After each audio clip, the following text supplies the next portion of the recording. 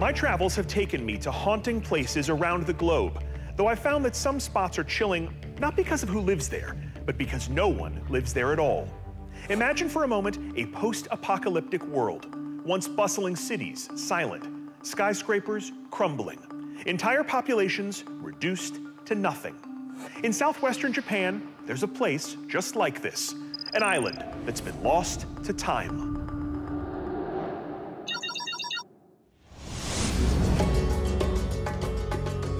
It's early morning at the Nagasaki docks as two men board a small boat that will take them 11 miles offshore. Their destination? Hashima Island.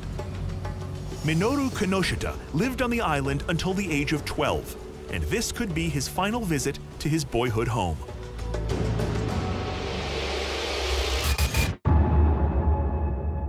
Hashima was once a coal mining boomtown, but it is now a haunting ruin. Also called Battleship Island, because, well, look at it. With the buildings collapsing in on themselves, access to the island is getting harder, and soon it might be closed for good.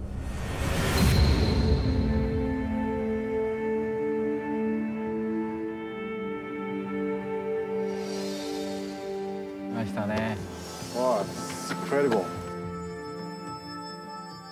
Kinoshita grew up in Hashima in its heyday, the 1950s. At the time here in Japan, coal was king, and the waters surrounding the island were full of it. The Mitsubishi Corporation began mining in the late 1800s, and in the ensuing decades built Hashima into a thriving city. But in 1974, the island was suddenly abandoned and designated off-limits. 35 years later, authorities began allowing limited access to visitors. But now, the buildings are on the verge of collapse, so Taro and Kinoshita will have to be extra careful. I've arranged access for Taro and Kinoshita to see areas of the island that are dangerous and therefore restricted to visitors. Kinoshita is eager to revisit the spots that mean the most to him and ultimately say farewell.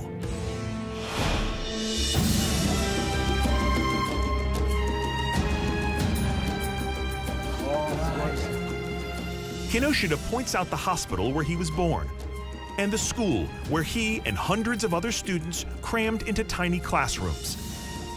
And then they arrive at Block 65, his childhood home.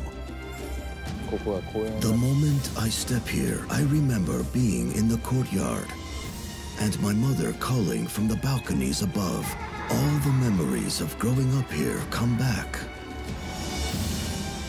But not all of those memories are fond.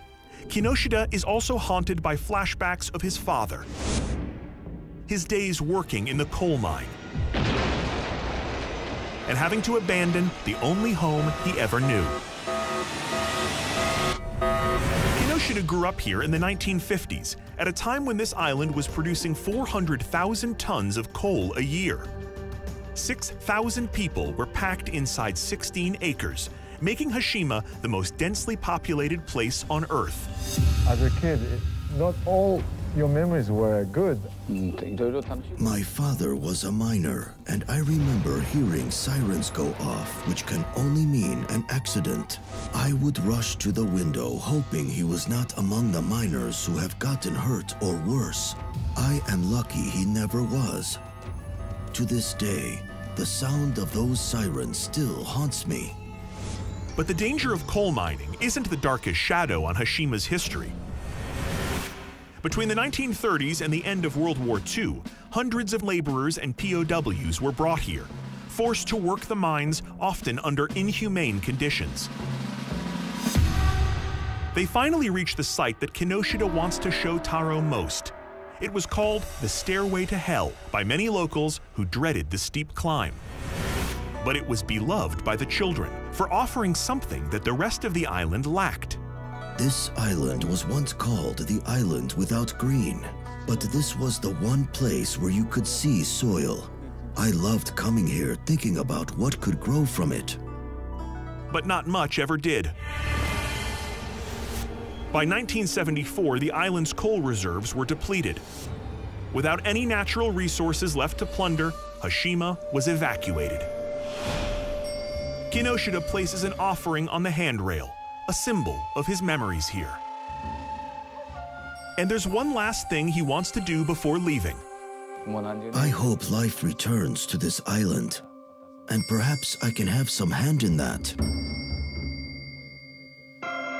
Kinoshita plants the seeds of a Japanese evergreen, which might one day transform this island's legacy from a symbol of death and decay to a place where life can spring anew. And while Hashima crumbles, the nation of Japan continues to thrive. Perhaps the same can be said for another world power, located 5,600 miles to the west. When most people think of Germany, they think of the Autobahn, bratwurst, or, world wars. Me? I think, rather fondly I might add, of all the time I've spent there in the past conducting, research at Munich's legendary beer gardens, home of the original Oktoberfest. It's drunken Christmas! Okay, here we go! Now we go! Whew, I am still hungover from that trip. But it's not just the epic beer gardens that intrigue me about this city. If you happen to be in Munich in December, the town square of Marienplatz transforms into one of the world's most spectacular Christmas markets. Crazy giant tree, check. Endless stalls of non-Weight Watchers approved delicacies, check. And the ultimate reason that this place makes my list of legendary locations? Well, it turns out Santa's not the only one coming to this town.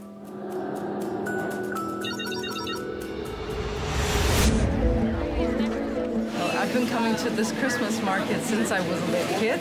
This Christmas market is the biggest market in Germany, yes.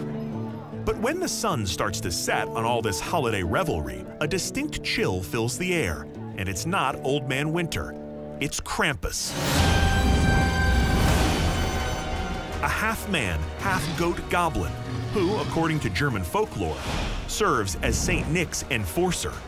So if you're a kid who's been naughty instead of nice, you had better indeed watch out. Krampus's roots date back to pre-Germanic paganism. His name comes from the German Krampen, which means claw. The Krampusschlaf, or Krampus Run, was a popular holiday tradition well into the 20th century, until the rise of fascism attempted to cramp Krampus's style. My grandmother told me in the 30s and 40s the government banned Krampus.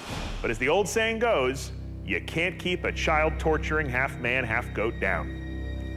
Something like that. Today, the Marienplatz Christmas Market is home to the largest Krampus run in the world, where 300 people don frightening fur and menacing masks that transform them from man to beast. 18 years ago, we had the idea, hey, let's make a Krampus run in Munich. We did it year after year and after year. The people loved it more and more and more and more, and now we have so many people on the run. It's amazing. I'm Danny, this is Manfred, and this is Maximilian. He's the youngest Krampus I've seen here. We used to be scared of Krampus when we were kids. But now, as adults, we get the last laugh.